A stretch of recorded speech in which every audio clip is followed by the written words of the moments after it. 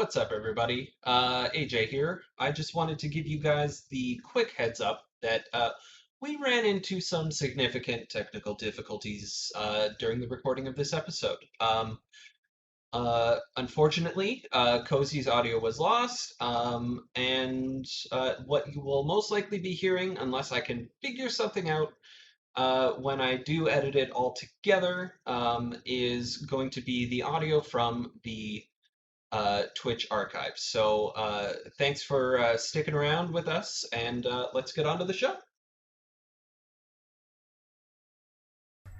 Welcome to year 2 and an all-new episode of Press YYZ, your favorite Canadian gaming podcast, Black Lives Matter. You can watch the show weekly on youtube.com/PressYYZ, live on twitch.tv/PressYYZ, every Wednesday at 8 p.m. Eastern, or listen to it on your own time on podcast services like iTunes, Google Podcasts, Spotify, and more. We appreciate however you choose to support us, including a subscription to us over on Twitch using that free sub that comes with your Amazon Prime subscription. But if you've got no loonies to toss our way, it's all good here. We will be here live every Wednesday or on YouTube, no matter what, unless things get in the way or we have plans, whatever the case might be, whatever. This episode, we are going to cover Press YYZ's plans for 2021, what we got up to over the holidays, as well as the fantasy critic draft we undertook as part of this show. I'm your host for this week, Mr. Mitch George, joined as always by the phenomenal Nathan McInerney. Free me from Twitter. Our French, I'm trying to think of a good pun for cooking person. Omelette du fromage. Omelette du fromage, Alexander Cozy Cozina. Oh, bonjour, je m'appelle Alex, je suis un chef. Très, très bien. Our pretentious film student, Alex Ballant. Hi, Mitch. And the forever lost in the ether, AJ Fraser. Time is the wisest counselor of all. Pericles. Dudes, we made it. We got through a year of doing this dumb, fun podcast together. How do we all feel? It hasn't quite been a year yet. This is what, 51? This is we got 2 more weeks. This is 51. We have so the next episode is the 52. So technically, we recorded 2 test episodes prior to releasing our first episode, 3.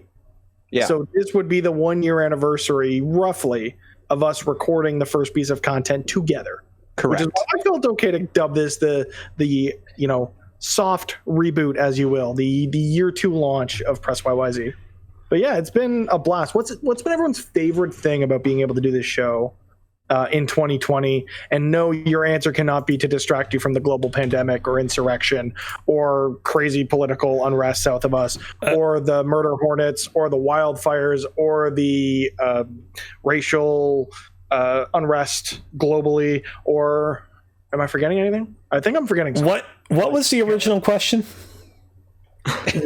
What did you enjoy most about recording this show, other than it just being a distraction from how messed up the world was in 2020? I mean, okay, this is going to sound like a weird answer, but I mean, I enjoyed doing this show because it forced me in between episodes to really get to know OBS and really kind of improve my craft in the middle of it. But obviously, to be clear, I enjoyed all of your presences as well. It's not like, oh, my favorite part of the podcast was when I wasn't on the podcast. I think my favorite part of actually being on the podcast was whenever things would just degrade into degeneracy during any episode of topic of the show. I mean, especially Rankin / 5x5. Remember when it was called 5x5? But yeah, that's always going to be great. You're referring specifically to Drugstore Pete, aren't you? I mean, that was a pretty that right there was the peak. We'll see if we can reach that peak again in 2021. We'll see. We'll try. Alex, what about you? What was the best part about doing the show over the last year? I mean, besides the fact that I feel like I've made some pretty close friends and getting to socialize every week, especially when that was just not possible. I really just kind of like the idea that it's like we have our own like lore, like hidden inside jokes, things like that. The fact that girth is a thing and eventually will be an emote for us. Does it have to be though? And a t-shirt.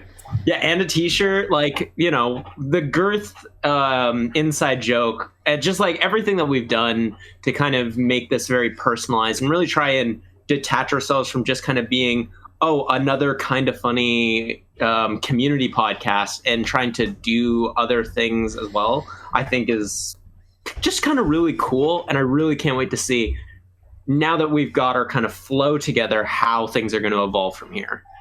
Oh, we're going to talk about it tonight for sure. Nathan, what about you? Wow. For me, you know, like, I'm an old man, believe it or not. We were just talking about you celebrating your 22nd birthday. I know. But like, being an old guy with kids, I don't get to hang out with my friends anymore. And when I did, they weren't as interested in video games as me. So I just like having like an outlet to talk to, and having you guys just as people that are around me, and we get to chat regularly. And that feels nice. I've missed you guys over the past few weeks, honestly. Stop, you're gonna make me Except cry. Mitch. Fuck you too. AJ, what about you?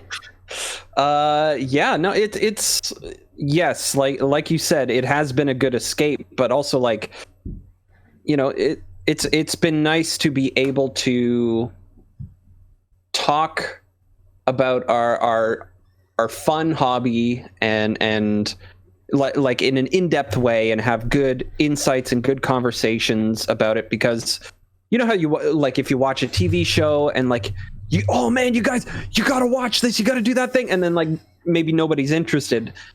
That's kind of how it's like for a lot of people. Like, yeah, sure, you could go to an online forum or something like that and start, oh, did you guys see this, tick, tick, tick, tick, tick, tick, on your keyboard and whatnot. But it's just like, it's not the same as just being able to have a good conversation with people. So yeah. No, I think that's fair. I think, yeah, like, I can kind of echo it. The problem with being the host and like throwing all you guys is like everything you said I can echo basically word for word. I'm actually, like, the most exciting thing about for this show for me in 2020 was seeing what we could all do individually. And I think a lot of what we're going to talk about tonight, and bringing that individuality more into the show, more into multiple things, will be really interesting to see. And I think the first thing we can get into, honestly, is a point that Cozy brought up. This show in 2021. So we've listened to you, our community, and we've gotten feedback from a number of people, and we've decided that we're going to try our best to, now that we have a better sense of, you know, each other's likes, dislikes, how we can rib Alex about Kingdom Hearts, or AJ won't shut up about Cyberpunk. Like, we know how to kind of bounce off each other a little better. And I think with that, we're going to deprioritize talking about the news and getting a lot more rigid and formulaic about talking about things that have gone on for the past week. Especially for those of our fans who listen to us on podcast services. By the time those episodes were getting to you, and that's something we're also working on in 2021, of getting those to you in a more timely manner. We want the conversations to feel more organic, more timely. And I think focusing as much as we did on the news, if there's big news, we're going to talk about it. There's actually things this week that, even though we're not going to do, you know, now it's time for the news, we're going to talk about it, but we're going to try and make that more organically part of the show and what we've been up to, because all of us consume news around video games. And that's another avenue in which for us to bring more personality to it of, oh, AJ read this thing and he wants to talk about it, or Alex read this thing on Halo getting delayed to 2027 and he wants to talk about that. What? It's less of, you know, whoever the host is going through and reading the articles, and more about us having an organic conversation around the news cycle as part of what we've been up to. So that's something that we're really going to put forward in 2021. Go ahead, Cozy. You know, one thing that we really kind of talked about over the break was making sure that all of our energy levels are consistent throughout the entirety of the show. And, you know, when we talk about news stories and not all of us are on the same page or really have much to say, energy levels can dip real low. There have been many episodes in the past where the rest of the crew are talking about some like Xbox cloud streaming service feature, and I'm just sort of sitting back there being like, I really don't have anything to contribute to this discussion. But also on the flip side, there was that one episode where I talked for like 20 minutes about hypothetical Metroid news, and everyone else is like, I don't know, I don't think we have anything to say about this, you know. So I think this sounds like a pretty significant change, but I think that is one that is absolutely for the best. And I mean, yeah, I'm looking forward to not having to look forward to this. Well, it's still something we want to be part of the show, but have it be more conversational. Right. Right? Anyone have anything else they want to add to that, or can we move on to our next little bit of announcement? I think you nailed it. Yep. All Let's right. do more announcements. More announcements. Let's start with announcing the big one. I know I didn't start with it, but it's only because Cozy really set me up for that. But Cozy, just cut to it. Just hold on. Before we cut to it, I just want to say this has been in the works for a bit. We're really excited about this, and I think I have someone else who is more knowledgeable on the subject that can really introduce it and give it the credence that it needs. So I'm just going to hand it off to myself from like 5 days ago. All right, Mitch, I need a countdown just so I can sync this all properly. In 3, 2, 1, go.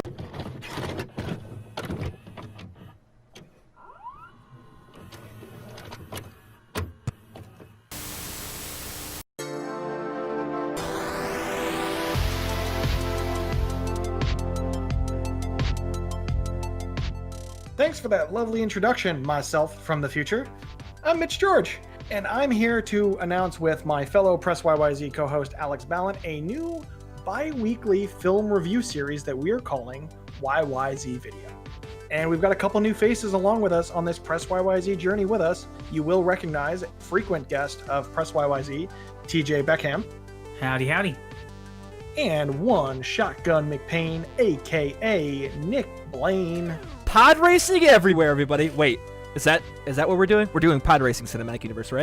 We're not doing pod racing yet. Calm down, Nick. The plan for now is every other week we are going to release on YouTube and podcast services everywhere a new episode of YYZ Video, and we are starting with reviewing every Pixar feature film that has been released, because we all love Disney, kind of love Pixar, unless Alex is going to be his film pretentious self and just just you wait. There's going to be a lot of ups and downs. Yes, because Up is going to be at the top of the list. Spoiler alert. We're going to have fun every week in the same Press YYZ style, just talking about film.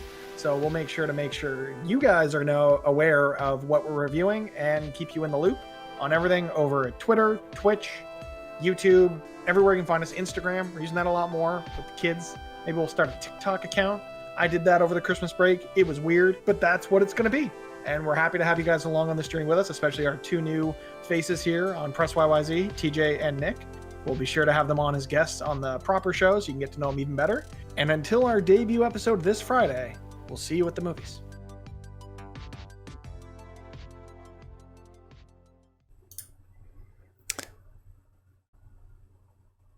We're back. Wow. Yay, we're doing a new thing, everybody. So yeah, as you saw, we are introducing a new film review series to the channel, which we've dubbed YYZ Video, bringing along two really good friends of ours, Nick and TJ. And this really did start out as a brainchild of theirs that we kind of, weaseled our way into, and we're very happy to help them bring their vision of what this show is going to be to life and to bring it to all of you bi-weekly, every other Friday at youtube.com/PressYYZ. I have a question. Shoot. What's after Pixar in review? That is a good question. We are going to work with our audience to figure out what that would be. Yes. And that's my way of saying I have no fucking idea. Yeah, ask us in a year. I say you probably need more than a year. Pixar takes us to roughly next February, so we got time to figure it out. How many Pixar movies are there? 23. Yeah. Even though I'm not necessarily like involved in the show itself, I do wish you guys all the best with that. It looks like it's going to be fairly interesting. I will say, nobody spoil it, please. But having conversations with all you guys behind the scenes, audience, just understand there are some absolutely heinous garbage opinions about certain movies that listen, we're gonna have to work it out, we're gonna have to plan it out, but I have to get once the world calms down once again for us, I have to get Rachel over here so that you guys can schedule a specific movie and she can tell you why you guys are fucking idiots. All and right. I know what movie that is because after I had a conversation with you about that movie, AJ, I got DM from your girlfriend. Yeah. And they were kind. She was not happy about it. Was it the Anyway. worst Pixar movie ever that she likes? It's not that. Not the worst. It's not the worst Pixar movie ever. Just saying. And again, we're just planning to have fun with this. So like we're not be really strict about who's on the show. If Nathan or AJ or Cozy or any of our other friends and guests have shows or films that they absolutely want to be involved in the conversation for, the more the merrier. We're happy to have you guys on the show to fill in for one of us, to really talk about the things you care about. And yeah. Awesome. Yeah. Sweet. Very much looking forward to it. That's YYZ video. Cozy, I think you have something to tell us about next, and you've been teasing this one for a bit. Yeah, sure. So I don't have like a super groovy, super high-tech video to announce this with that's queued up with a scheduled tweet. However, I do at least have a tweet. And that's the fact that on Friday, January 22nd, I am going to be returning to twitch.tv/CozyBearLive for a brand new season of streaming goodness focused exclusively on cooking. So you can see myself right there, all clean shaven, ready to go, ready to just show everybody that I am ready for all the goodness, all the cooking goodness.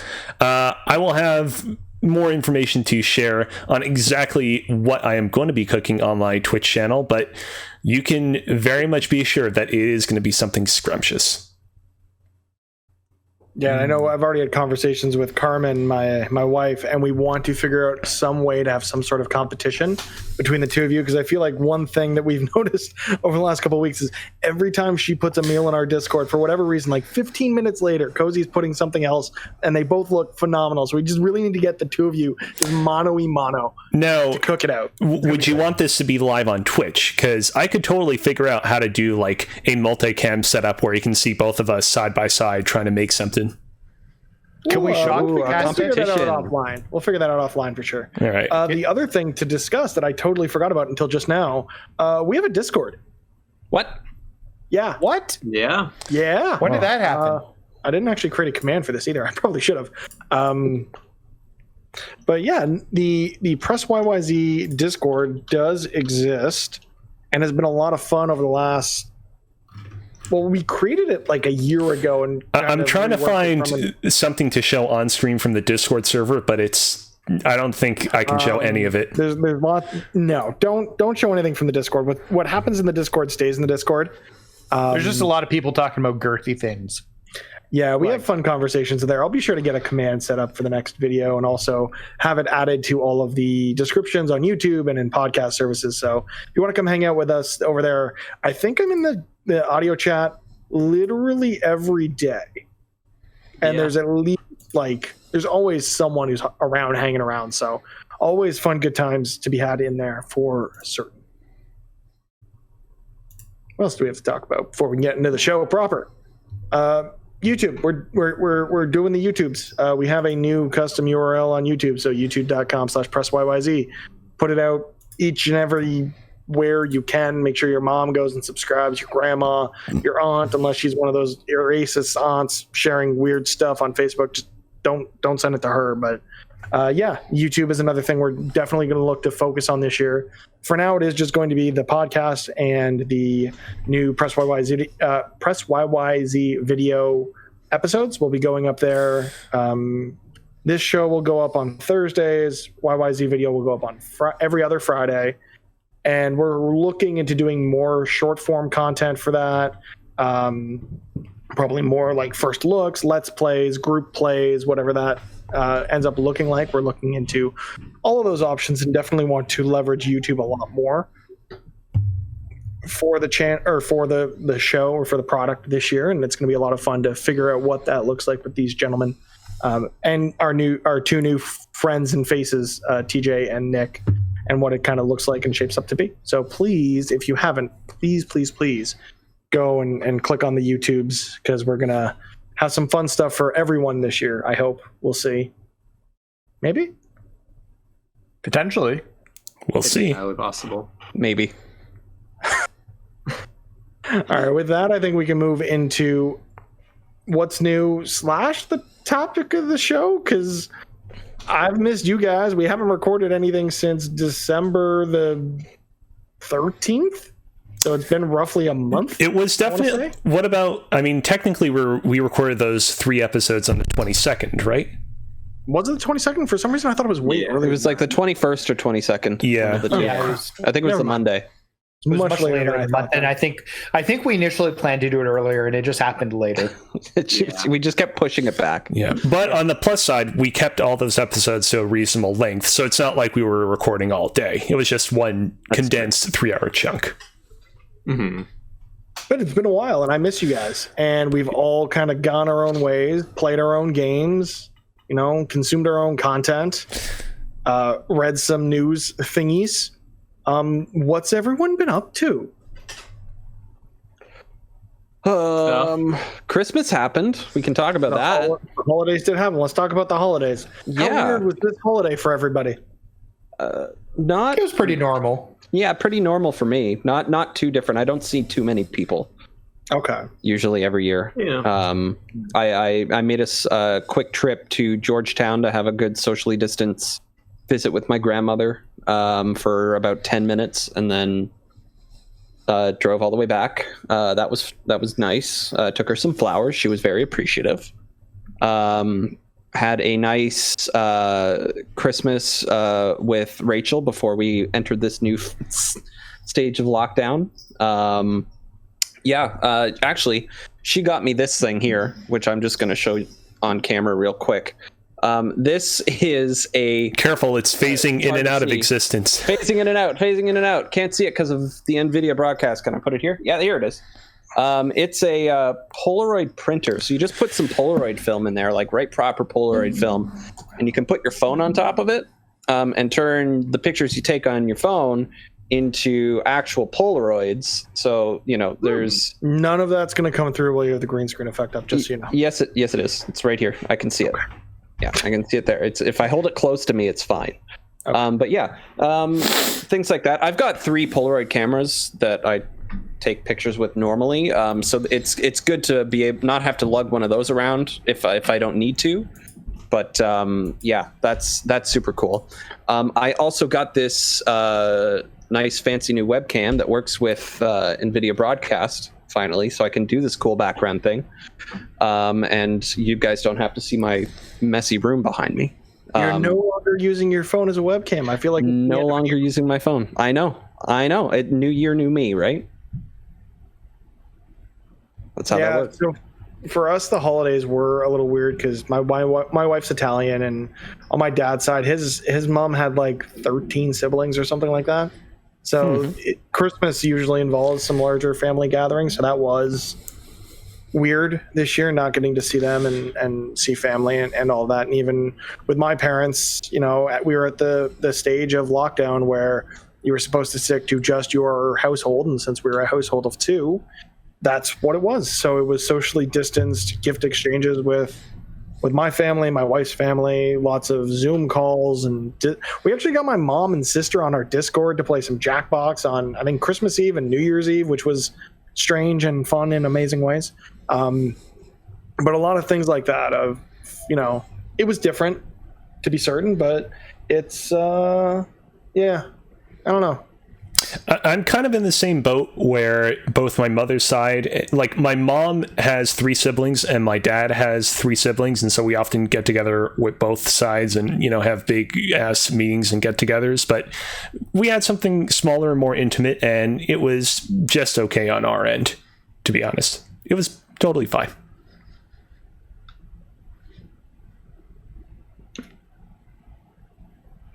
All right, yeah, I mean, pregnant pods.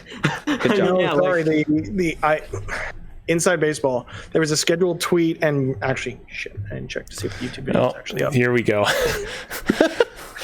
Yep, live podcast, folks. The video's definitely up. Okay, cool. I don't feel so bad. There was a scheduled event to go out to announce the new show, and I just threw the link in the Twitch chat. And for anyone who is watching after the fact, if you could go find this on Twitter for Press YYZ, retweet, share it with your grandmother. It would mean the world to all of us. Please do so. Yay. Yes, please support us on this new endeavor. Yeah, Christmas. Nathan, you said it wasn't all that different than normal. No, we tend to stay home with the boys and not want to travel around a lot during Christmas. So we ended up just doing Facebook calls through our Facebook portal with family members as the boys open up gifts from them. But it really wasn't too much different. You know, we open gifts in the morning. The kids get us up at like 7 o'clock. We would try to at 5, and we tell them that if they do, they don't get to open up presents at all. And then they play video games for the entire afternoon. That was literally the worst thing about Christmas. So normally, I'm the one that is up at 6 a.m. wanting everyone to open up gifts. So Carmen and I here, we woke up reasonable time, 7:30ish, whatever the case might have been. And my sister, my goddamn sister, who likes to sleep in until 11:30 most days. Of course. And I wasn't there to kick her ass out of bed on Christmas Day. So guess who didn't get to open any of his gifts until like freaking 11:30 in the morning?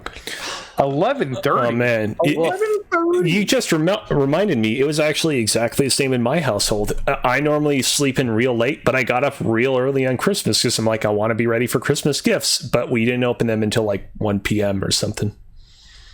Ooh, wow. That's way too late. Carmen's family, yeah. Ugh. Alex, what have you been doing? So, I mean, I honestly didn't do too much for Christmas. I did go home. I made sure to, have a COVID test before going home. But it was nice, like, being at home, just kind of... It's where we recorded the 3 episodes of the Game of the Year podcast. That's why my microphone sounds significantly worse, if you might have been wondering, because I kind of just on a whim decided to do that. And so mostly I brought my Series X with me and I just kind of played games at home and I spent a lot of time with my dog. If you follow me on any of the platforms that I like, either Twitter or Instagram, you will see just every time you'll know when I go back home and see her, because there's just going to be a myriad of new photos of her that I post. She's a very good dog. Yes. Right, but besides that, honestly, I didn't do anything else, really. Yeah. Fair enough. I mean, we all played video games, right? A few. I played a lot of video games. A few. So one I can transition into, because this was a weird holiday season because I got in the PS5 this year, and the PS5 is all digital. So when my parents and my family members asked, "Oh, what do you want for the holidays?" It was, gift cards. They're like, "What? No, we don't do that." I'm like, "You literally cannot put a disc in this thing, so it's either a gift card or you're buying me socks." So not only did I get a pile of socks for Christmas, courtesy of my wife buying me a sock advent calendar, That's but cool. That's the coolest thing I've ever heard. My sister was insistent on me getting the new Call of Duty, so she handed me a gift card, or her gift to me was a copy of Ready Player 2, the sequel to Ready Player 1, which I still haven't read yet. We'll get to it, which I keep saying about everything, and we'll see. But taped to the inside jacket was a PSN gift card saying, "Redeem this on Call of Duty only." So I did that, and I played a lot of Call of Duty Black Ops Cold War, and holy crap, that campaign's really, really good. Yeah, it is. It's surprisingly good. Especially, I mean, I didn't play Modern Warfare, but like compared to some of the previous Call of Duty campaigns of the last few years, it is really good. Thoroughly surprised with it.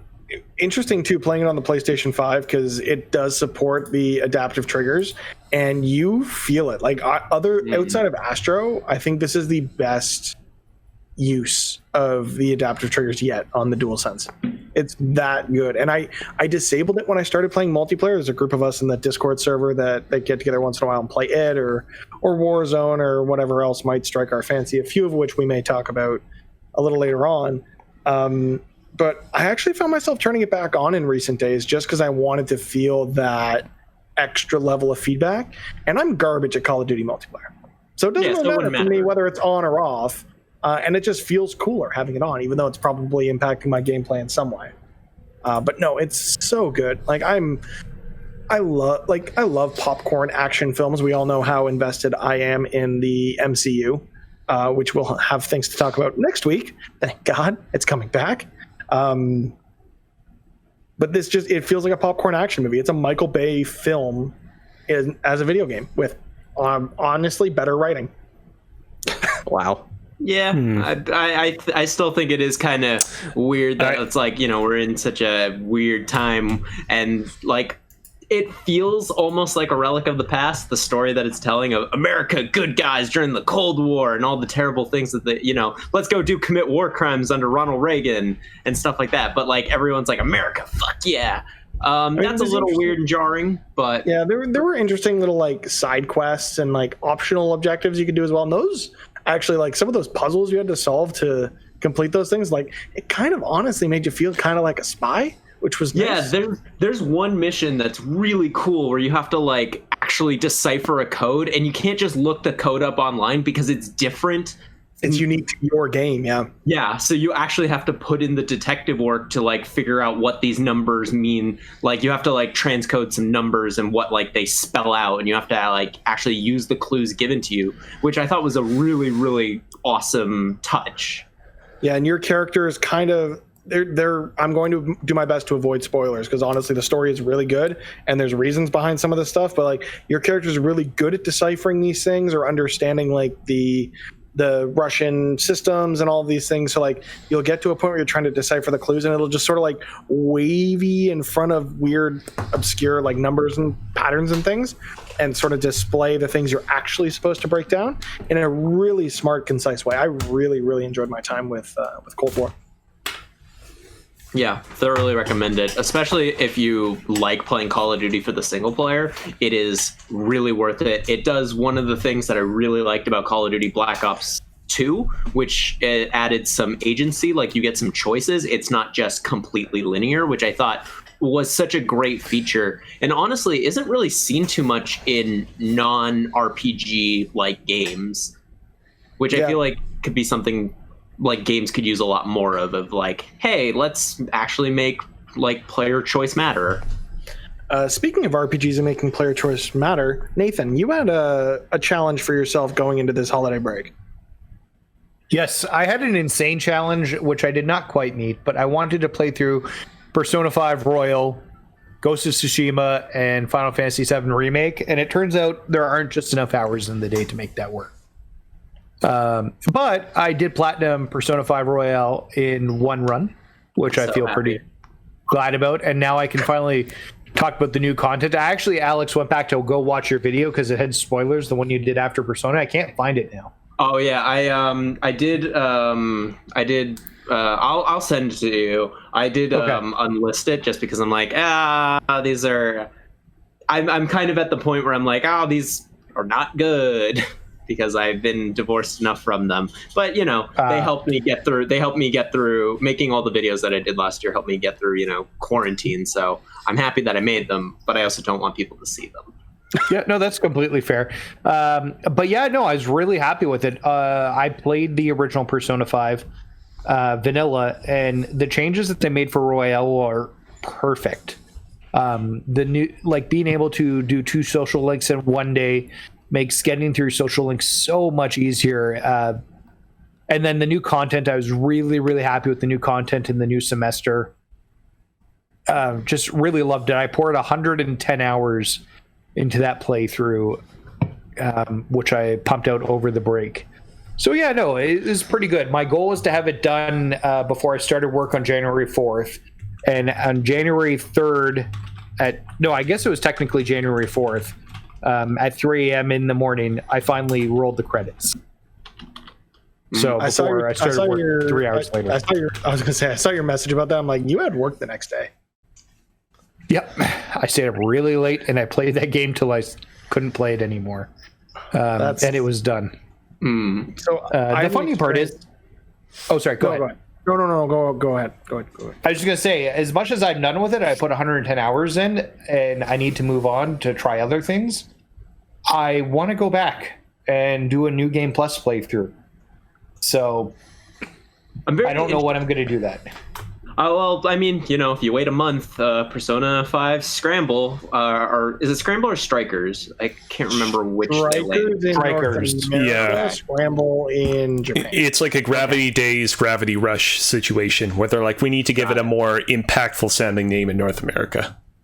Got it. Well, that comes out next month, and that is like, I know it's not a sequel to Royal, it's a sequel to original Persona 5, but it's still revisiting that world, and I'm very excited about that. I did want to ask before we do move on from Persona 5, as somebody who did play both of them, both Persona 5 and then Royal, how do you compare the end, like, as vague like no spoilers if you can, just like what are your thoughts on like which ending did you prefer? Because I kind of found myself actually preferring the original Persona 5 ending, where I like the semester. The way that it wraps all up at the end, I thought was better executed in the original game. Honestly, I kind of like the ending of Royal. I think a little bit better. I'm curious to see how they deal with it in Strikers. Just something, maybe that's recency bias for me, just having like recently beat it. But I did like the ending in Royal, and I like the way that they touched up with characters from Royal in it specifically, without saying too much. But yeah, no, personally, I think I prefer the Royal ending. I think it was a good ending. I think that last semester, I think it's the best palace in the game. Oh, for sure. The music's like they have more phenomenal music. The changes to mementos are really good, and I think it's the best bad guy in the game. Yes, because it's so morally ambiguous.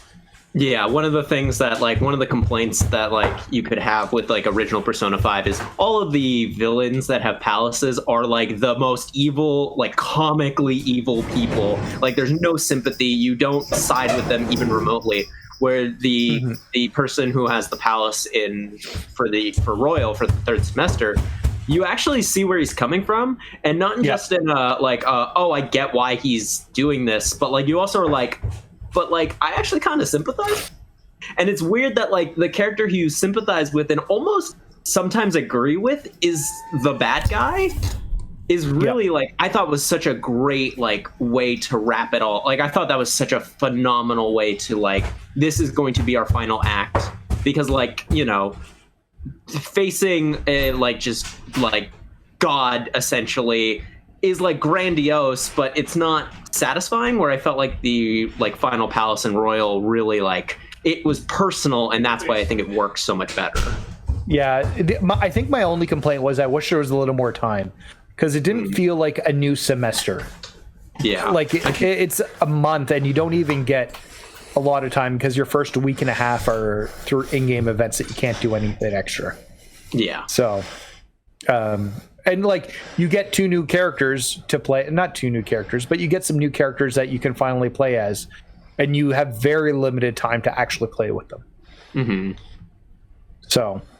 that's my one issue about Persona, is because it's on such a calendar, it's a full calendar year, and every day counts as a day till you work your way till your deadlines. You can't just infinitely play and grind like you could in other RPGs and go other places to use those characters. Yeah, this is another one that's sort of just been I want to get to it, but I know the calendar system, I'm just going to stress about every little detail. And Royal makes it so much better, though. It's not nearly as bad as it used to be in vanilla P5. The cat's not telling you to go to bed all the time. You don't have to go to bed almost all the time, and the time management's so much easier in this game. Mm-hmm. In this version. It is genuinely super easy. I didn't do it because I'm an idiot, but it is so easy to platinum it in one playthrough and do everything that is significant. Where I know in the original game it was you probably had to do at least 2 playthroughs for it. Yes, at least 2 playthroughs because of the extra bosses that you had to beat. And the trophy list is all focused on you getting to try different things in the game. You don't have to do them a lot, but you have to. There's certain activities that you have to do. You do the activity, you typically get the platinum. or get the trophy for it. And then the rest of them are really just story based, with the exception of one or two, like beat this one hard guy in Mementos or that sort of thing. They're all very easy trophies, and I made sure I had them all before I ran credits. So.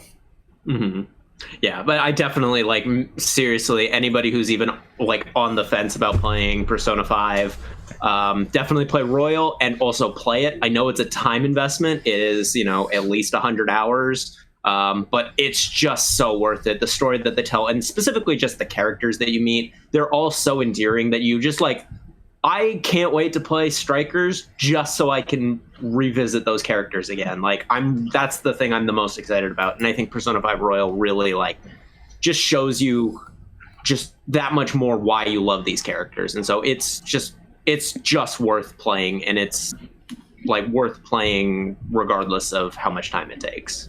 It's true. All right, we've talked enough about Persona. I was going to say, speaking of games that I want to play, but I'm going to avoid because I'm going to sink way too much time into them, we would be remiss if we didn't talk about the biggest piece of news this week. And no, it is not the Cyberpunk foot in mouth announcement. It is the fact that Disney has announced that Lucasfilm Games is returning. And not only are they working on an Indiana Jones game with Bethesda's Machine Games, the studio behind the Wolfenstein series, but they're also working on an open-world Star Wars game with the studio behind The Division and The Division 2 for Ubisoft. Imran Khan had this tweet on Twitter where he's like, you know what? I'm just going to put this out there. A Muso-style Star Wars game. And you know what? I've let that idea percolate a lot in my head, and I think it could be pretty good. I think it could be add one pretty thing to good. that. What? Starring Ahsoka Tano. I mean, sure. I mean, the thing about Musou games, right, is that they have like 500 playable characters, so you could be anyone. Yeah. I mean, you could start out as Ahsoka Tano, sure, and then you can, upgrade to Kyle Katarn and the one guy from Return of the Jedi that shoots Luke from Jabba's sail barge, Dash Rendar, IG-88, and IG-11. Yeah. So I do have a question about this. So would you want, like, I do agree. I think that would be a wonderful idea. I think the Star Wars universe really lends itself well to a Muso style game. Would you want it to be like Hyrule Warriors, the first one, where it's kind of like this disconnected, let's just be a celebration of the universe and have like as many characters as we possibly can with like time travel, basically? Yeah, or do like Age of Calamity, where it's an actual story that is like progressing, and it's not just a kind of best, like, greatest hits style Muso game. I'd be okay, to be honest, with a non-time travel story. Perhaps something set in the... I mean, like, here's the thing. Every single saga of the Star Wars, I don't know what to call, like... What do you call, like, something bigger than a saga? Because, like, I'm... Like the... Because... Maga? Nope. Not that one. No, not that one. Nope. Not that one. With a 100-foot pole. Every single saga in the Star Wars mega saga, let's say that, has various conflicts where you could imagine, one lone hero fighting hundreds of robots or stormtroopers or evildoers. But I'm not sure which one would be best suited for this one. Part of me wants to say, hey, let's, throw the new trilogy a bone just because we haven't seen too much of that one. But I'd like to see something in the original trilogy, actually. I'm really hoping we can see more stuff. So I've been playing through Knights of the Old Republic for the first time ever on Twitch. After you finally got to work. I was going to say, shout out to TJ. I had to drive from Toronto to Hamilton to borrow his original Xbox One because we could not, for the goddamn life of me, get KOTOR to work through Steam, through NVIDIA GeForce Now, which I paid for and instantly regretted because it didn't friggin' work. But finally, we're able to get it to work to stream from an Xbox. So thank you, TJ, for helping out. Thank you, TJ. But I'd love to see more games set in this timeline because it's so unexplored. We're already seeing this there's a new book that just came out in the High Republic era, I think it was. So there's definitely room to play around in that time frame. I think the bigger thing here, Massive is working on the Star Wars game, so EA exclusivity out the window. Yeah, that is awesome. I mean, say what you will about the 4 game. They had 10 years and they made 4 games. Is kind of embarrassing. Which is great. I would say 2.5. Yeah. One was great. 2 more of them were good. 2 great, and then Fair. the rest. And then there was the first Battlefront. So yeah, like I think that this is huge. I'm glad that it seems like EA is still like Respawn still is going to be able to make a sequel to Fallen Order, which is great because they made a great Star Wars game. And so it's going to be really cool to see. It seems like they're pulling a Marvel Games here with Lucasfilm Games, and I love that that's also not exclusive to just Star Wars, that like we are getting that Indiana Jones game, which is huge. I'm so excited about the idea of Machine Games doing something new, because the Wolfenstein games were wonderful, at least the 2 that they actually made and not the ones that Arcane made. 3, right? Didn't they also work on Youngbloods? Yeah, they collaborated on it. Yeah, they did. They collaborated with Youngblood, and then they made Wolfenstein and Wolfenstein, New Order, and New Colossus. Yeah. Because Arcane was mostly the ones who did New Blood. So I'm so excited about that, and I really can't wait to see what comes next from them, who they're going to get under their partnership. Just like it really feels like Star Wars is such a huge universe that you really can do anything with it. We don't always see that. We rarely see that, actually. Like, Star Wars is very limited in scope, and so I really hope that this is going to be a new opportunity to explore and really diversify what type of games we can actually see from this universe. Like, the fact that like we are getting an open world Star Wars game and really thinking about it, none of those actually exist, is kind of surprising. And so I'm very excited to see what comes next from Star Wars. Here's my pitch. Double Fine. Oh, Making a Star Wars point and click adventure. Ooh. You wanted Monkey Island to come back at Double Fine. I just want more point and click adventures. It is weird that we never got like a big Star Wars point and click adventure back in the day, unless I'm missing something. No, there was the Indiana Jones ones. Right. But there was never like a Star Wars one. Yeah. So with Machine Games working on Indiana Jones, they have, they're part of the acquisition of Microsoft acquiring ZeniMax and by extension Bethesda. Do you think this is, 1, do you think this will be exclusive? And 2, do you want it to be exclusive? It won't AJ? be exclusive. I think it will be exclusive, actually. And I'm not happy about that. AJ? Yeah. I think exclusive. Do you want it to be, though? No, I want everybody to be able to play a game wherever they want, such as on the cloud, like Google Stadia. I played a bunch of Stadia over the break, but Oh, wow. yeah, the only I one, don't actually. have much time to talk about Yeah, that. actually, you were probably the only one here who did that. Probably. Yeah. I was actually playing earlier today. We were playing Ember. It was interesting. Yeah. Actually, no. Ember was yesterday. I was playing some Grid today. I don't know if this is going to be exclusive, just because I don't know like how it was written into the contract. If that was before, presumably it was before the Microsoft acquisition, because they've probably been working on this game for a while. I kind of want it to be exclusive, honestly. I think Microsoft could do well to have this be another. Like, literally, Sony has Uncharted. And the inspiration for that is clearly Indiana Jones. In this way, Microsoft would literally have Indiana Jones as an exclusive. We've seen from Disney that exclusives are no big deal with the working with Sony and Insomniac on Spider-Man. That I think this makes total sense. And it gives them another selling point to Game Pass. That's true. Yeah. Speaking of Game Pass, Alex, you played through Gears 5 this holiday?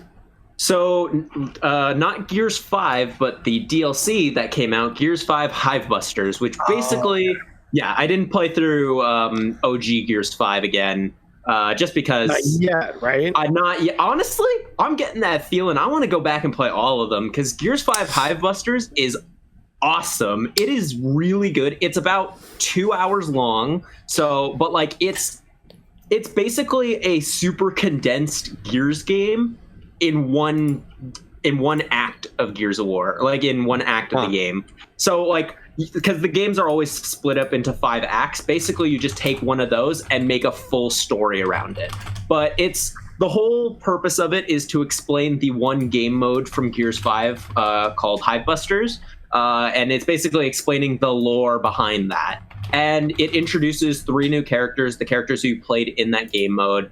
And kind of goes into their backstories, why they are doing this seemingly almost suicide mission. And it just, let me tell you, Gears 5 is such a goddamn good game, and I feel like it really got slept on because it was an Xbox One. I mean, it was on PC as well, but because it was on the Xbox One, like, Gears 5 is honestly, I will say it is one of the best games of the generation, and I just feel like it was so underrated in comparison to other games that came out even in 2019. I feel like it was very underrated. It's so good, man, and Gears, it really embraces. Sorry, before let me. Go ahead. It just. My favorite thing about it is the fact that it embraces what makes Gears special, and it's the characters. The characters are full of personality. They are awesome. We get to see returning characters like Hoffman come back, and like, I feel like what Gears did is what Halo needed to do with having a new developer that gets made specifically to develop this franchise. They really took Gears and made it this is the new generation of Gears, and it's not that they're not any more interesting than the previous generation. In fact, in some ways they're more interesting, in my opinion, like characters. And I feel like the Coalition has done such a great job with it, and this DLC as well. It makes me just super excited to see what is the future of this franchise, because it's looking brighter and brighter. Yeah, you comparing it to Halo and whatnot, like what did Gears change? You can go back and play the first Gears and think it plays almost identically to the last Gears, but Halo tried to change and evolve because they were losing ground to things like Call of Duty and whatnot. Gears 5 multiplayer, I found, I played it as recently as last year at some point, is still very much just run around with a shotgun and shoot people. So without changing the core of Gears, what do you have to fix? And that's they invested a lot of time in their story. Now, I didn't finish the Gears 5 campaign. Normally, I just kind of got distracted or something last 2019 when that came out. But what I did play was phenomenal for sure. Yeah, it's one that I feel like everyone, or not everyone, but a lot of people slept on. And again, the fact that it is on Game Pass just really goes, and like, it's such a, for one, it's beautiful, it's great, it's a lot of fun, and the story is really interesting. And it really, like, I didn't like Gears 4 that much, and that was because it was really a stepping stone to set up Gears 5, which was in a lot of ways way more interesting. And the way that Gears 5 has set up the next one is really exciting. I'm just going to say, Gears 4 felt like, in my opinion, they were afraid to take that step forward. They were a new developer. They were testing the waters. JD is Marcus Phoenix's son, and then they brought back Marcus Phoenix in Gears 4. This is like a multi-year-old game at this point, so sorry for the spoilers. What? But I know, crazy. Gears 5, I don't think it's that much of a spoiler. Yeah, it is what it is. In Gears 4, so like you could tell they were still trying to hold on to the past, maybe a little too much. But yeah, it was good to see them take a step further in Gears 5 and give the reins to Kate instead. Yeah, that's like last point before we can move on. That's my favorite thing about Hivebusters is it takes these 3 characters who seemingly were just there for that one multiplayer mode, and they fleshed them out and made them really charismatic, really interesting, very interesting and diverse backstories, because there's 3 characters and they all come from vastly, if you care about the Gears lore at all, it really like goes and like really tells, like, it interestingly sets up new things for the world. This is another example of just the presentation style of the Coalition, and really I think the Coalition is one of those studios that Xbox has that really should be paid attention to, because they are a force to be reckoned with. Absolutely. That's all we can say there. Cozy, you've been oddly quiet tonight. Yeah, I mean, I've just been. I know. What do you get up to over the break, other than regaling us on Instagram with all your cooking shenanigans? Right. So, like, one thing that we talked about a lot towards the end of last year was about how I was interested in a little game by the name of Pixel Puzzle Makeout League, which Nathan played first and reviewed. And so I purchased it, and I finally got around to playing it. I don't know how far I am into the game. I'm on the second story of the tower that you climb up. Is that far in? Okay. I think it's about halfway. Okay, that feels about right. I'm enjoying it quite a bit. For those of you who don't know, who are tuning in for the first time, Pixel Puzzle Makeout League is like this visual novel Picross hybrid game where you're solving Picross puzzles and then teaming up with a squad of superheroes and dating them, and engaging in all sorts of visual novel shenanigans. I'm having quite a bit of fun with it, and like the fact that I've gotten through halfway with it means that I'm for sure just gonna go through it, actually completing it sooner or later. What I will say is, this game has a lot of parallels to titles like Catherine, for example, which Catherine is a very similar sort of situation of you have like the more narrative-based drama parts, and those are bookended by brief segments where you have to engage in a bit of puzzle solving. And I feel like Catherine was a little bit more successful at stringing me along as a result of it making the events of its narrative portions feel a lot more kind of impactful, and I'd say a lot more like serious enough to be continuously engaging. The writing in Pixel Puzzle Makeout League is, really funny and silly, but it does get to a point, at least I found, where it's so continuously like silly and nonsensical that I'm like, I feel like this is kind of preventing me from engaging with the characters as much as I want to, but I still am enjoying it, and I'm looking forward to seeing it to completion. Are you doing all of the characters when you go through a path? I am. Do you feel like that's possibly like creating an issue on my end, or? No. It's good because I don't want to say anything. Sure. That's the way I played. That's the way I played. I'm curious to hear your thoughts when you get to the end of it. For sure. It ties a lot of that stuff in that doesn't make sense in together somehow. For sure. So outside of Pixel Puzzle Makeout League, ahead of the winter holidays, I had been trying to get my hands on a copy of Lego Dimensions. And eventually I spoke with Mitch, and he's like, yeah, I'll send you all of my old Lego Dimensions stuff over. And I got my hands on it. Yeah, and I got my hands on it, and I played that game for a little bit, and I was like, you know what? This game is actually giving me an appetite to go and reconnect with all of my old Lego sets. I have had... Before you get to the old Lego sets, Cozy, I just want to say I'm the idiot who put an empty case of Lego Dimensions in a box to send to Cozy without checking to make sure the disc was in said case. So I had to then go and mail a second empty box from a game that I do not remember. It might have been, I don't know. So yeah, that was me being dumb. But I mean, it worked out in the end, because when I received the first package that didn't have the disc for Lego Dimensions, I was like, I'm going to keep this and reserve it until Christmas Day and open it up then with all the other presents. So it's not like I opened up the box right away and was like, hey, wait a minute, something's wrong here. It all worked out. It's kind of good. I noticed, because if I had known you were waiting until Christmas to open it like another gift, and you opened it and you couldn't play the game, I would have felt real bad. Anyways, worked out in the end.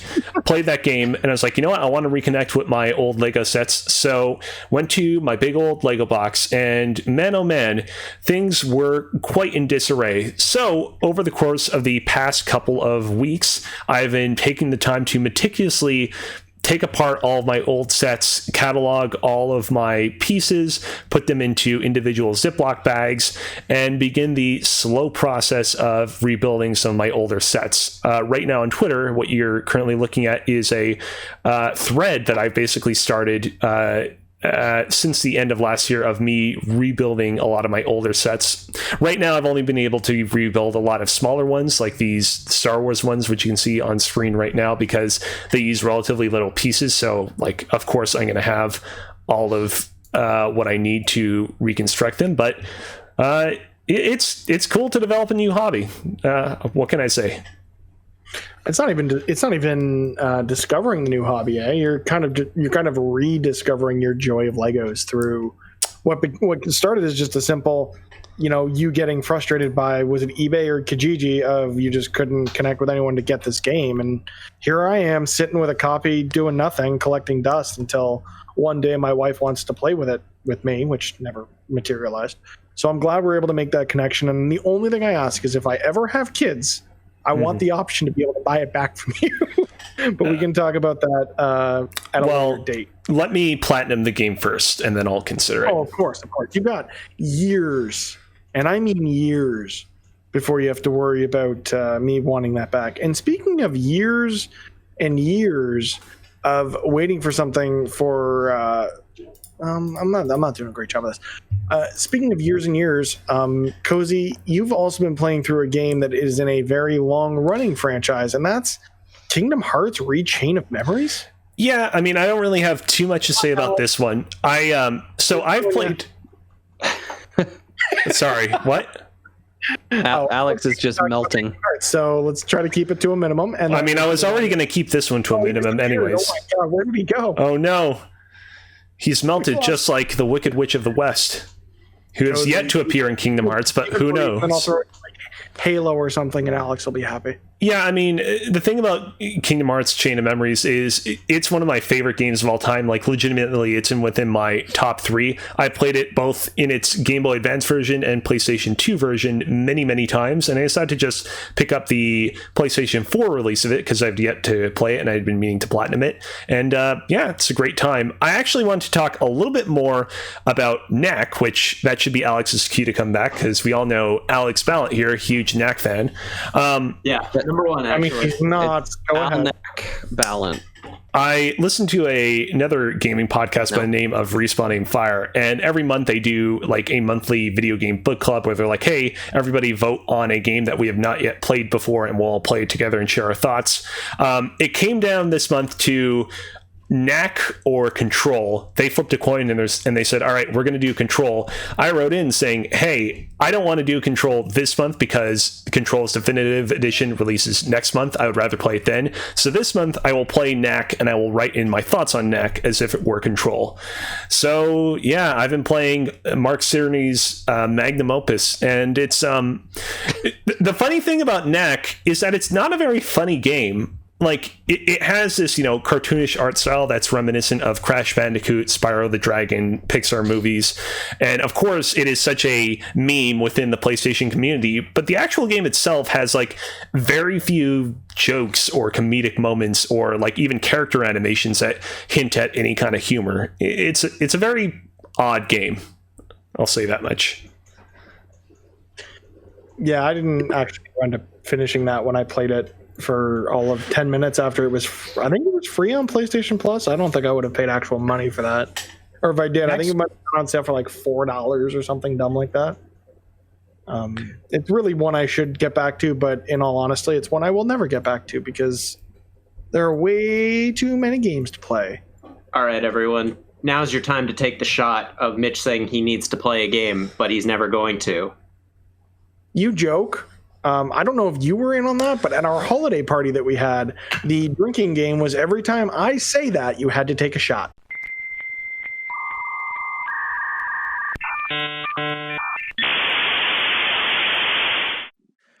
Speaking of having ridiculous technical difficulties and no segue to get into this, Alex, you finished AC Valhalla.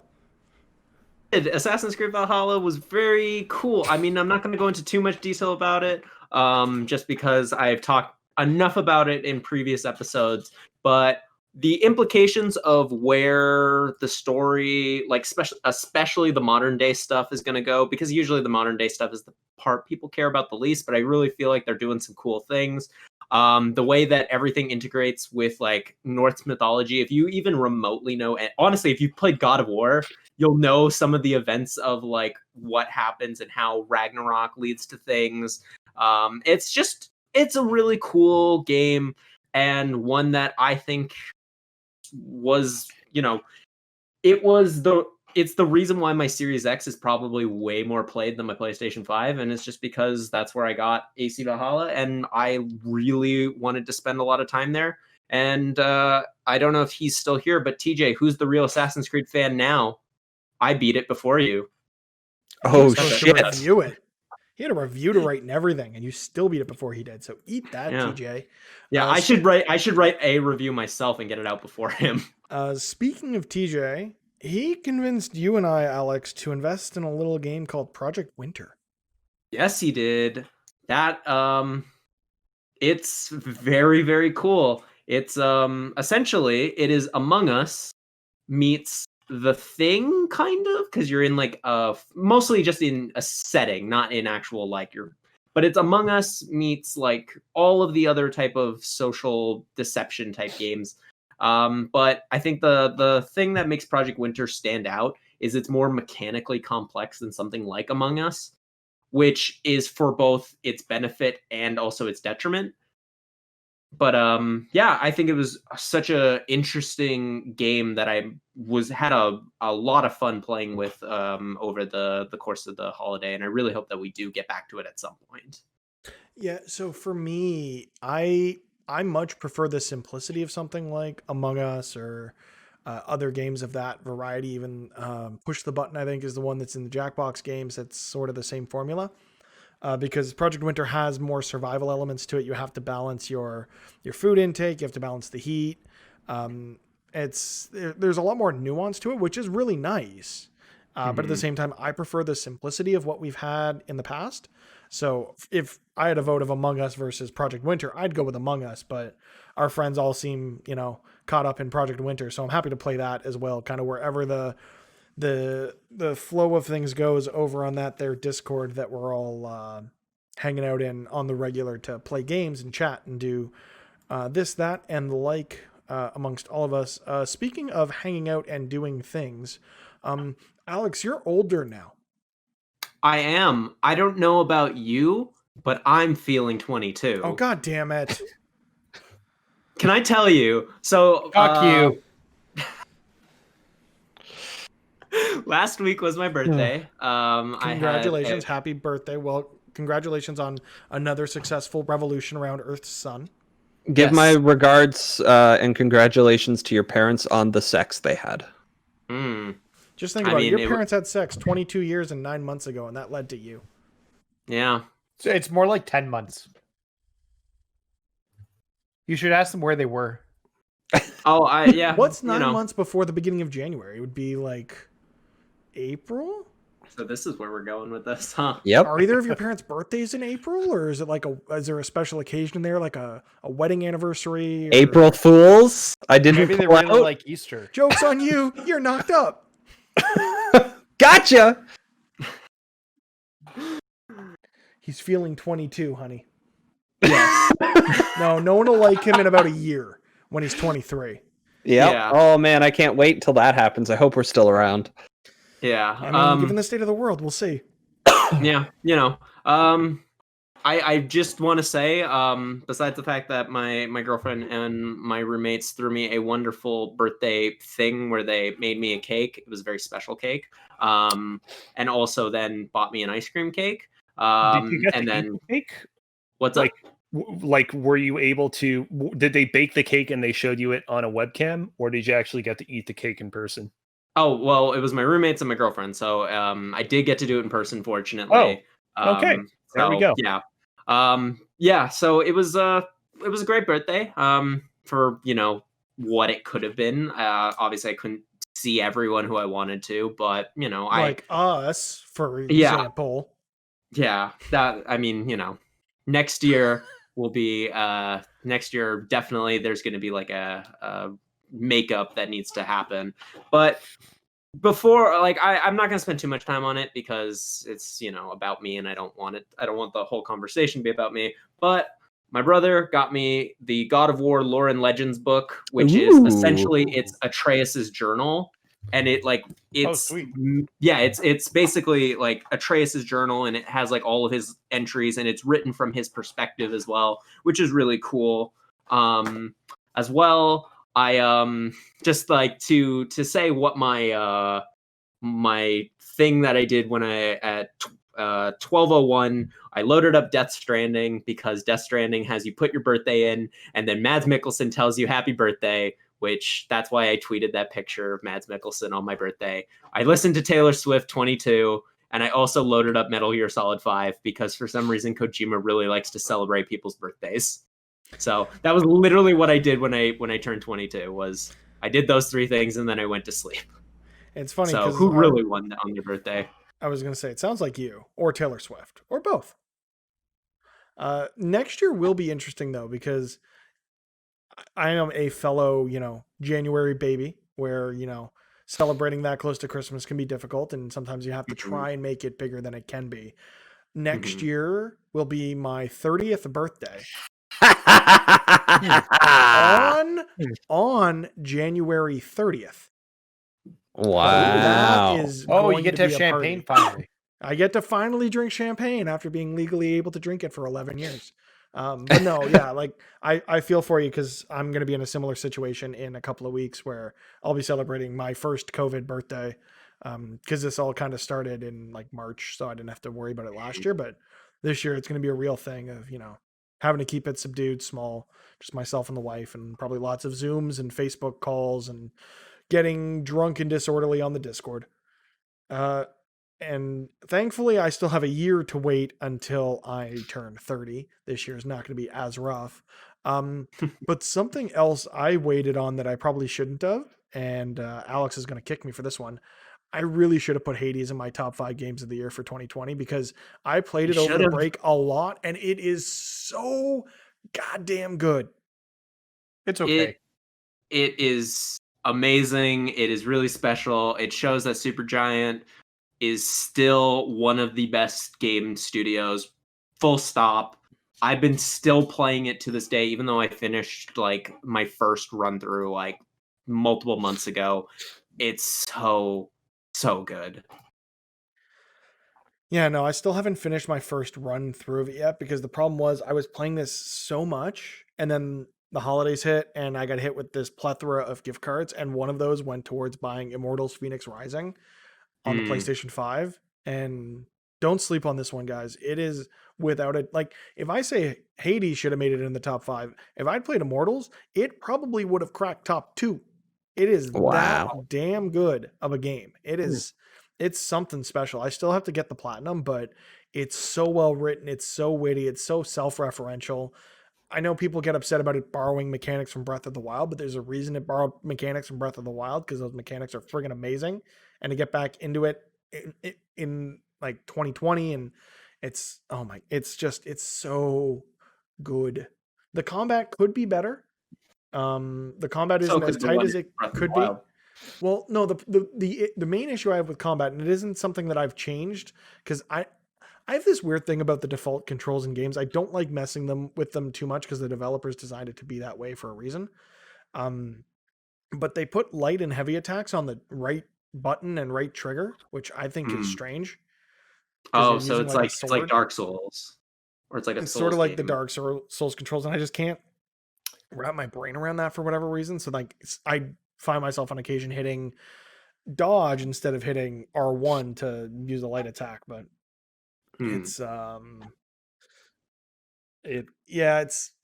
game I want to be like. It could, when I say top 2, that was kind of an exaggeration. It's really good and probably would have cracked my top 5. It does have some drawbacks, but honestly, it's the only Ubisoft open world game I think I've finished in the last 5 years, give or take, because it's just so fun to explore that world. The traversal is great. The gliding mechanics, the mount mechanics, like it's so good. It's so fun. The story of Zeus and crap. What's his name? And, Agreus? no, it's Zeus and Dipius. Something, No. Cleese. it's Um, the dude who's like the guy he's who's like chained to the rock or whatever, Yeah. can't leap. It's not Prometheus. Perseus. P. Is it Prometheus? Yeah. Yeah. That sounds right. Yeah. Either way, Gifted It it's sounds like yeah. that's an alien movie. whatever.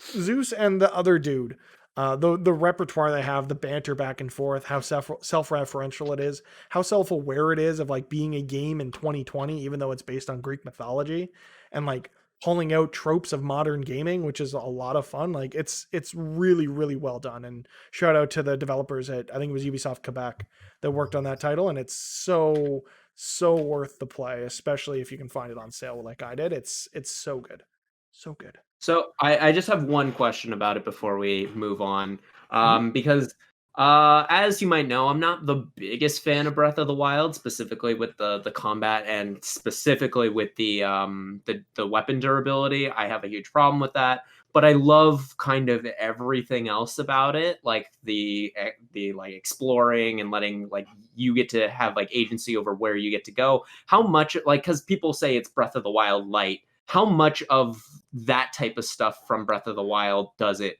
borrow, and how successful is it at pulling it off? Is the demo still available on Stadia? Where you could play it right now? I don't know. It was there when I got my Stadia. I think so.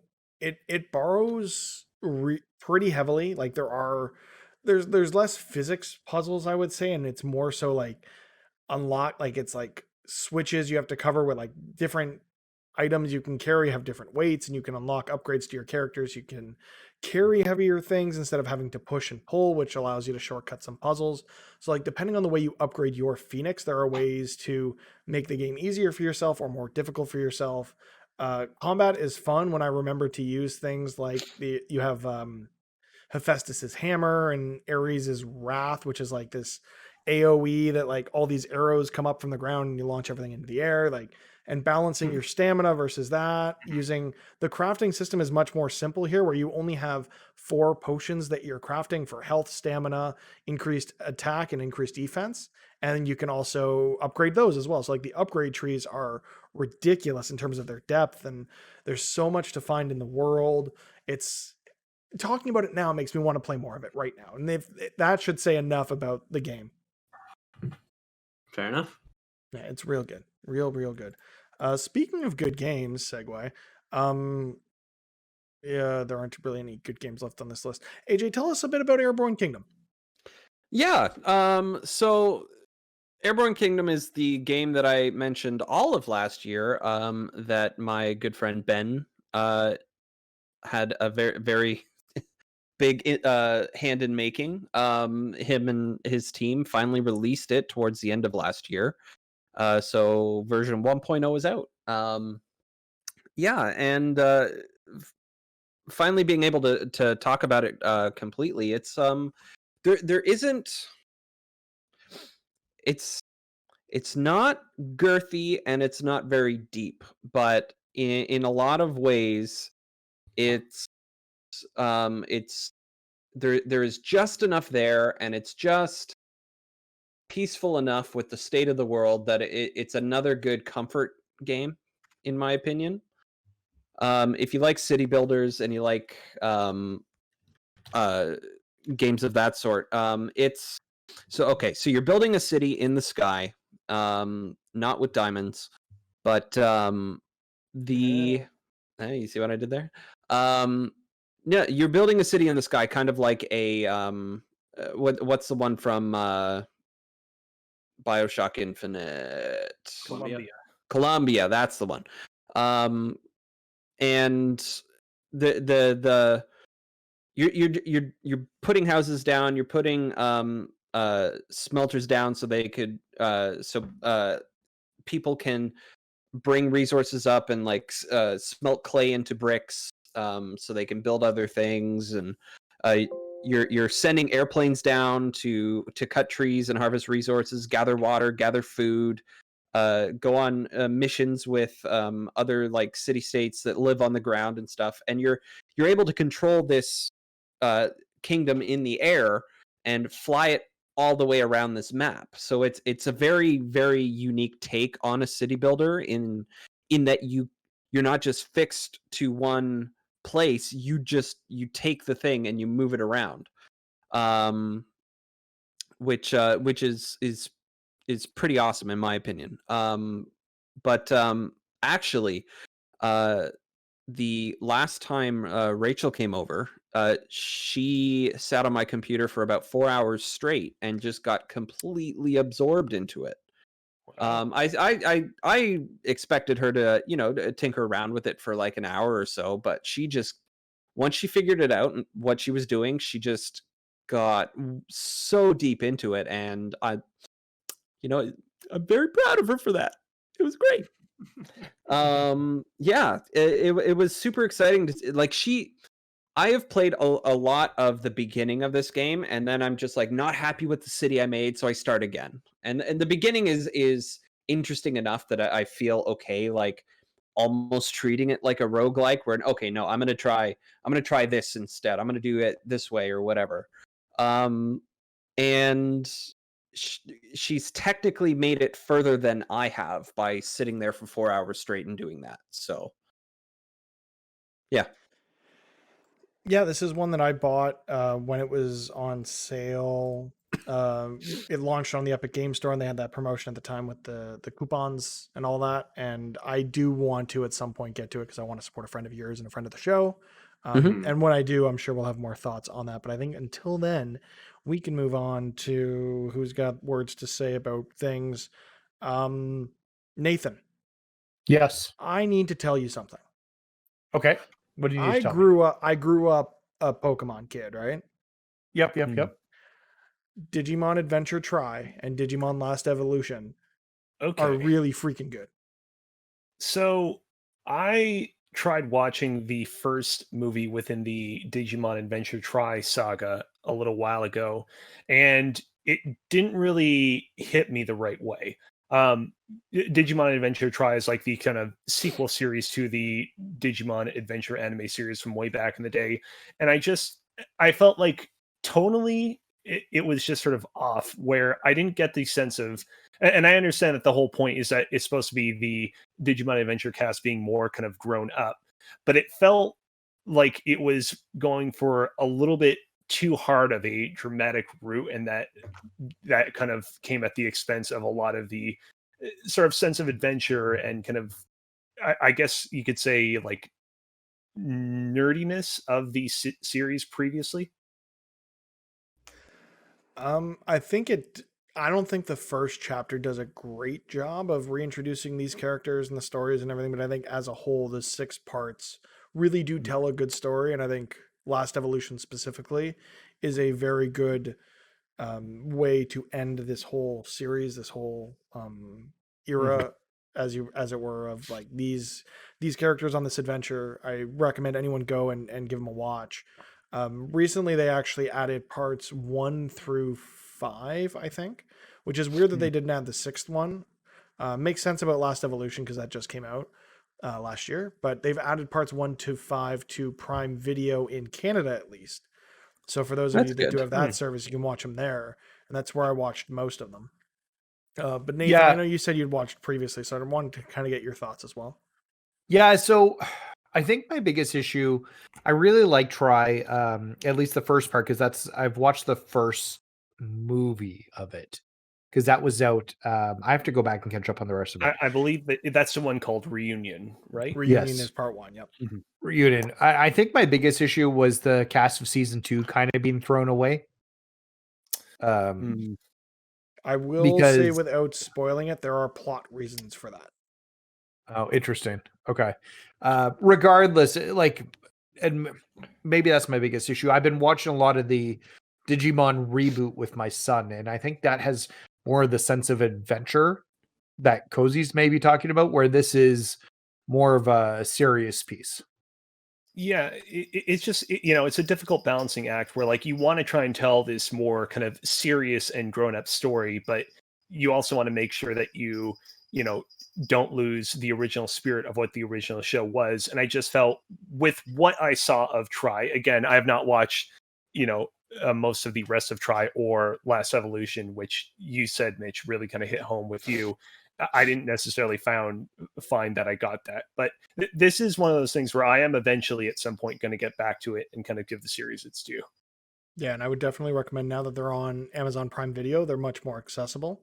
But if you do, I would definitely find a way, whether it be renting it or other means of watching it all the way through parts 1 through 6 and Digimon Last Evolution. It's a great presentation of these characters end to end. I really, really cannot recommend it enough for anyone who's a fan of Digimon. And I really do hope we get Digimon Survive this year, because otherwise I'm going to either go back to my Vita or my PlayStation to play one of the Cyber Sleuth games through, because I've never actually finished those and really want They're so good. They're so good. I know. Speaking of thing, go ahead. Can we just put to bed that Digimon's the better anime? Yes, over 100%. Pokemon. 100%. Yeah, I definitely would say so. Yeah. And for whatever reason, I think the list of stuff we did over the break, I'm the only one who put stuff we watched as opposed to just stuff we played. So I will just quickly say, Bridgerton on Netflix is a Victorian family drama with, weird high societal, intricacies and politicalization of marriage and women as property, which is really messed up and wrong. But the women in the show are actually really well thought out. They're really well portrayed. What's nice about it is it's a Victorian era drama that does not have a Victorian era drama traditional casting. So there are a lot more persons of color in the cast. The male lead is a phenomenal actor who some people actually want to play James Bond now after seeing him in Bridgerton, because he's so damn good. And he's a looker. There's lots of butts. If you're into butts, I love butts. There are many butts in this show. You've piqued my curiosity. It is very, very good. Very well done. Lots of intrigue and drama and suspense. I think if my wife weren't asleep on the couch next to me, I'd confirm. I think we binged all 8 episodes in like 3 or 4 days, which for her is saying something, because we never binge stuff together. But it was one we could not put down. So for anyone who has any inkling of interest in Bridgerton, I would highly recommend checking that one out on their Netflix. Speaking of things that we watched over the break, I actually saw both Bad Boys movies for the first time, and I take offense with the comment that was made earlier with the show about Michael Bay. Yeah, both. There are 3 of them. I haven't watched the third one. Is what I should have said. I take offense with the comment that was made earlier in the show about Michael Bay movies having bad writing, because the writing in those movies is A fucking plus. Let me tell you. You didn't like the part where they were exterminators? And they're like, oh man, there are these specific breed of rats that we have to properly exterminate, and they're called marsupials. I saw Bad Boys in the theater, and that's probably the last time I saw it. But I don't think the writing was, the first one. I don't think the writing was that great. You want to feel old, Nathan? Yes. That movie came out the same year I was born. So I actually it's not just me. I have a fun story about Bad Boys 2. But before I get there, Nathan, breaking news. I feel your pain. Another thing I did over the break is I started a new podcast with friends called YYZ Video. Check it out every other Friday at youtube.com/Press YYZ and on podcast services everywhere. We watched Toy Story and recorded the podcast about it. And I am the old guy on that podcast at 28, and it sucks. It really sucks. Breaking news, the Leafs have won. I wore this jersey for a reason. I will now wear this every time we record a podcast and they play a game. Fuck the Leafs. We had to sacrifice the quality of this podcast just so that they could pull the win. We appreciate your sacrifice, Cozy. Well, that's what it took, huh? That's what it took. We had to sabotage the French Canadian tonight for sure. Wait, hold on a sec. By how many points did they win? 5-4. 5-4. Ooh, no. If they had won like 3-0, I would have been like, that there's something super suspicious about this. But I actually have a fun Bad Boys 2 story. My family and I went to see it in theaters for whatever reason, and I can't remember the year that it came out. Was it like 02, 03? Bad Boys 2? Like yeah, Bad Boys 2. Suffice it to say, it was myself, my dad, my mom, my sister. 2003. My sister is a year younger than me. We would have gone to see this movie. I would have been 10 and she would have been 8. So taking an 8-year-old to see Bad Boys 2, not a smart decision. But for whatever reason, Doesn't seem appropriate. my dad and I stayed to watch Bad Boys 2 and watched Martin Lawrence get shot in the ass. My mom and sister went and saw Jackie Chan's The Medallion. Wow. Oh. They You remember walked out Jackie of the Chan theater Adventures? and demanded a refund. So that's my. Do you remember Jackie Chan Adventures, the cartoon? where they had like I the do. medallions that would give them superpowers or something? Yeah. Yeah, I remember that. That's Yeah. pretty that was good great. show. That was great. Speaking about things from our childhood, Cozy, you went back to a game series from most of our childhoods except Nathan. Fallout 4. Yeah. Fuck you. It's a very. I mean, I'm technically, sorry. it could have been from his childhood. Did he play The Fallout first 1 and one, 2? maybe. He probably was I like played 17 Fallout when the 1 first and one 2 came when out. I was late teens, early 20s. I don't know. He's Wow. I So, can like, make that joke here. I would not really describe Fallout as a game from my childhood, but it is a game that I'd say was very formative in my kind of growth as a gamer. Back when I got my PlayStation 3 for the first time, Fallout 3 was like one of my formative PlayStation 3 games. It was the game that showed me like, hey, this is what the extra processing power of Sony and Microsoft's consoles allow for.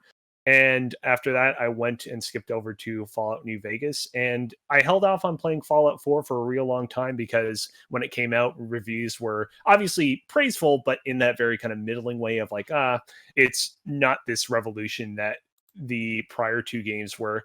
But when it came to the PlayStation Plus collection, I was like, well, now I feel like I have no excuse. And so I started that up like in between Kingdom Hearts and Knack. And I'm only a few hours into the game. I got my first power armor and used it to defeat a Deathclaw. Yeah. I'm beginning to understand why some people have mixed feelings on this game because it definitely is it definitely leans a lot more heavily into like cool cinematic moments than it does into what seems like super deep role-playing mechanics. But I'm sure that I'll still get a lot of enjoyment out of it. Yeah. It's, it kind of shows the direction that Bethesda Game Studios really went with the Fallout franchise, where it's very much an RPG light. It's way more of a shooter than kind of anything else. Like Fallout 4 I don't think is a bad game by any stretch, but it feels like it's missing that special sauce that was in 3 in New Vegas. At least that's what I kind of found with it. I'll be interested to see what your thoughts are, especially as you get further in and you deal with like having a fully voiced protagonist for one. Like how you think that's going to be affecting the story being presented to you. I'll be really interested to hear. See, I don't have an issue with the protagonist being fully voiced. I actually chose a female protagonist to play through the game as, because the thing is that like, nowadays most like games of Fallout's nature that are worth their salt will allow you to play as a male or female protagonist, but very few of them offer voice acting. And so when starting up this game, I'm like, all right, I'm going to play as a female protagonist with voice acting. I think that's, in our landscape going to be kind of novel, and I'm looking forward to that. What kind of bothered me a little bit more was special, which is the kind of like beginning stat distribution in the Fallout series, where you can give a little bit of points into luck, a little bit of points into endurance, agility, etc. In prior Fallout games, your special stats were more or less locked at the beginning of the game, and you could find little ways to increase them, like through bobbleheads, but like it took a tremendous amount of effort to do so. In this game, you can like go ahead and start leveling up your special stats as soon as you gain experience points, and discovering that like, oh, like this stuff is kind of, these aren't like hard coded decisions that you make. You can at any time kind of reverse your decision to be like, oh, I want to really specialize in endurance, or oh, I really want to specialize in luck, was kind of a letdown. Yeah, no, I played Fallout 4 when it first came out, and it's a Bethesda open world RPG, and I have a very hard time staying focused on the main plot in those. And in the same vein, I still haven't finished Cyberpunk because it's one of those. Because I keep getting distracted by side quests and doing other things and whatnot. So, yeah, that's just where my 2 cents on the game overall. So, Speaking about getting distracted in games, something that's distracting Nintendo from making a proper sequel to the Breath of the Wild is Hyrule Warriors: Age of Calamity. Alex, care to regale us with your stories of smashing and slashing in that universe? Well, I don't know how much that game really is detracting Nintendo from making the sequel to Breath of the I Wild, needed a but I segue. know I'm you needed a sorry. segue. You did a good job. Good job, Mitch. We're all proud of you. Guy. Yeah. But yeah, I Self-aware. finished actually before recording this podcast. I finished Age of Calamity. It basically is just the game that I have in my Switch. I will pull it out, play for like an hour or two before going to bed. I would either play that or Hades, and so that's why it kind of took me as long as it did. Because even though I got it on release, it's really good. It was my first Muso game, so like I'm not very familiar with like the tropes that game series have. But even like earlier in this podcast, when Cozy mentioned that series has a million characters that you can play as, I was just kind of like nodding my head in confirmation, because it's like even right up into the end, you're just unlocking new characters, and like they're all recognizable characters from Breath of the Wild, which I really. Here's the thing, no spoilers, but this game does some really cool things with because it's supposed to be the prequel to Breath of the Wild. It's supposed to explain the story of the 100 years before the events of Breath of the Wild. And honestly, it's way more like intriguing and interesting than the actual story told in Breath of the Wild. Like, I think Breath of the Wild probably is a better game, even though I don't like it probably as much, but the story is definitely better in Age of Calamity. Plus, also, it's not just a prequel. Not gonna go into anything more than that, but it does some very interesting things that it's like, if you're even remotely interested in these Zelda timelines and universe, then like it's one you shouldn't sleep on, honestly. I have a Great. Now I have to play it. I have a Thanks. question about that. So Mhm. in the original Breath of the Wild, Mhm. the what was it? A lot of the cutscenes were triggered by memories that you would find, Yeah. right? Hidden around the world and stuff. You'd go to specific locations, pictures that you had, and then you'd go to that location and look around, and you'd remember. Um, are those any of those like cutscenes from the original Breath of the Wild like expanded on in any way? Like, do they have events that revolve around some of those? Not that I can specifically remember. Yeah. It's been a while since I've played Breath of the Wild, so I can't exactly remember what all the memories were. But it Yeah. really feels like it's kind of like it feels like it's filling in the gaps between all of those Between all memories. of those memories, yeah. Yeah, but like expanding upon it way more. Like you actually get a sense of the champions and who they are as characters, as well as even like it really, really does a lot to expand on Zelda. Specifically, Zelda and Impa are two of like the characters who I think get the most limelight, which I really think really helped. Honestly, it made me want to replay through Breath of the Wild, which literally nothing has made me want to do that since completing it.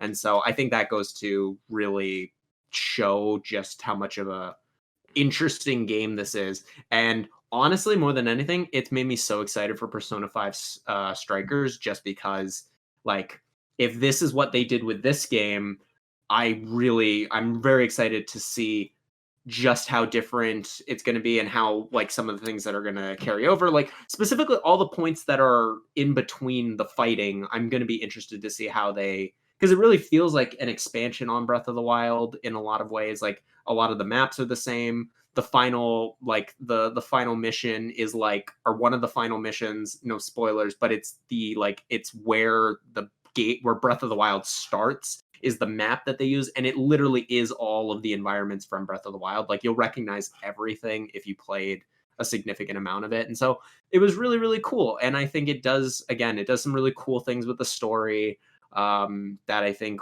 it's not just a prequel in that sense. And so like again, I just don't think that you should sleep on it. Unfortunately, it's never going to go on sale, so you do have to kind of bite the Nintendo the tax. Yay. $90 price point. But for one, it took me about 30 hours to beat. So if you're like wanting to invest in something that will keep your time, it really does do that. And I think it's a great like B title. Like it's like a B plus. It's not AAA by any stretch, but it's just a fun like pickup, especially like if you have other things you're playing around it. I think is like the ideal way of going about it. Speaking of games being slept on, Nathan, finally over this holiday break, you got to Ghost of Tsushima. Oh, I did. Yes. Tell me. Speaking of butts, Do you love all the hackies and slashies and swordies and things? Yeah, so Ghost of Tsushima is Assassin's Creed Japanese feudal time for all intensive points and purposes. Pretty It's close. the most polished open world game I think I've ever played. The story with Jin's very intriguing. I don't think it does anything new, but it just polishes the open world in a way that I've never seen before. And it's so pretty, and I'm playing on PS5, so it's 4K at 60 frames per second, which is just gorgeous. Wow. yeah. Watching the flowers like in the wind as you're riding down on your horse. Just amazing. I sent Cozy a clip. I put the link in the chat. That clip got lost in the ether, unfortunately. Yeah. Oh, I'm lame. running the show on Twitch now. It's not as complex as Oh, when Cozy were does you- it. It's literally Who's us on a in the black cloud background, now, so- buddy? You don't even know what's going on. So, well, check it out in the chat, but I like grapple hooked twice and then came down on somebody and killed them, which I thought was super cool.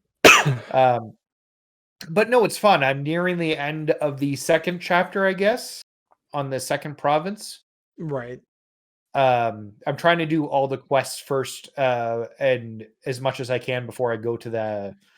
I want to finish the islands before I move on to the next island. I've 100% of the first island. I'm working on the second one right now. You want to get Or not that one playthrough platinum, I would assume. Yeah, I'd love to hit the end of the game and just have a platinum pop. I don't know if that's possible or not. It is. It's 100% possible. Is it? Okay. Yeah, I only did the one playthrough and got the platinum. I'm very much open to going back to more multiplayer if that ever does strike your fancy as well, because I need more reasons to play that game, especially on the PS5, because I haven't gotten a chance to hop into it at 60 FPS and would really like to. But I think until then, we'll have to wait and see what you think of the finale of the game once you get there. Finally, Alex. Yes. Last thing on this list. We will put off the fantasy critic discussion probably until next week. We'll throw that into what we've been up to just because we're running a little long. But Alex, finally, you played a little game called Disco Elysium. Yes, I am very early on in it. I've played about 10 hours or so, but I don't like I restarted it one time because I wanted to see just how vast the decisions are. And let me tell you, this is one of the best written games I've ever experienced, and I'm not even that far into it. I just love, like, it really makes you feel invested in this world, this, like, kind of pseudo, like, communist Russia, but it's not actually that. And it's, like, taking place, I think, during the 50s, but disco is still happening, even though, like, disco is still a music form that is it's a made-up, like, country that you're in. But it's so interesting. I feel like I'm not smart enough to be understanding a lot of the things that are happening, but I'm really trying to. It's like it just really makes you feel like you kind of get like depending on what initial stats you choose to have, will really affect how you can interact with the world early game. Like just for an example, because I won't keep this too long, but right at the beginning, you wake up and you have to get your tie that's hanging from a ceiling fan. And if you didn't put enough points into endurance, you jump up, you grab your tie, and you hurt your back, and then you lose health because of it. Ouch. And as soon as that happened, I was in. Like, I immediately was like, holy shit, this is going to be so cool. And really, it lets you just kind of play it how you want. You can really lean hard into I want to just like pick whatever wacky ass option there is, or you can be more serious about it too. And I think that's really cool. I don't feel like I've had this much choice in a game since like Fallout New Vegas. I bought this game on Steam and refunded it.